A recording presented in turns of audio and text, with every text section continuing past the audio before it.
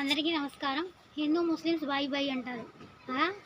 అదే భారతదేశంలో ఆవు కోయకూడదని రాజ్యాంగం ప్రకారం జంతువుల్ని విధేయత చూడాలి అది అంటారు.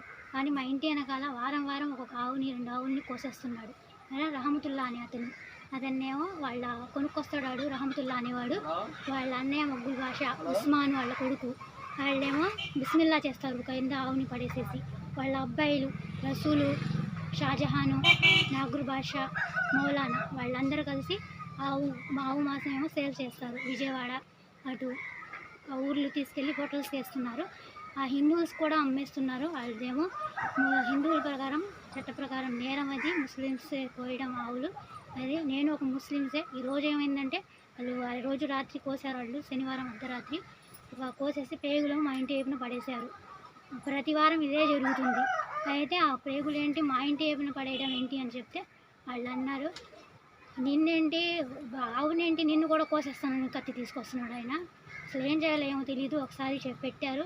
పెడితే ఏమో నరసింహ కొడుకోళ్ళు నరసింహ అని అతన్ని అనుకుంటా. ఆయనేమో కేసు పెట్టనివ్వకుండా డబ్బులు కట్టేసి వాళ్ళ మీద కేసు పెట్టనివ్వలేదు. 3 సంవత్సరాల క్రితం అనుకుంటా. మరి ఏం చేస్తారో ఏమో తెలీదు. మాకైతే న్యాయం కావాలి. నా గొంతు మీద కత్తి తీసుకొచ్చి పెడతానంటున్నాడు, కోసేస్తానంటున్నాడు. ఆవు కోసేటట్టుగా కోసేస్తాడంట అతను. మరి ఏం చేస్తారో తెలియదు. నాకు న్యాయం కావాలి. నేను ఒక ముస్లిమే. మేము ఆవులు పెంచుతున్నాం, మాకు కూడా ఆవులు ఉన్నాయి. అలా కోయకూడదంటే రాజ్యాంగం ప్రకారం నడుచుకోవాలి. ఒక భారతదేశంలో ఉంటున్నామంటే అందరం హిందూ ముస్లిమ్స్ బాయ్ బాయ్ అన్నట్టుగా ఉండాలి. అది నేను అనుకుంటున్నాను. ఇక తర్వాత మీరు ఏం చేస్తారో న్యాయం అయితే జరగాలని కోరుకుంటున్నాను.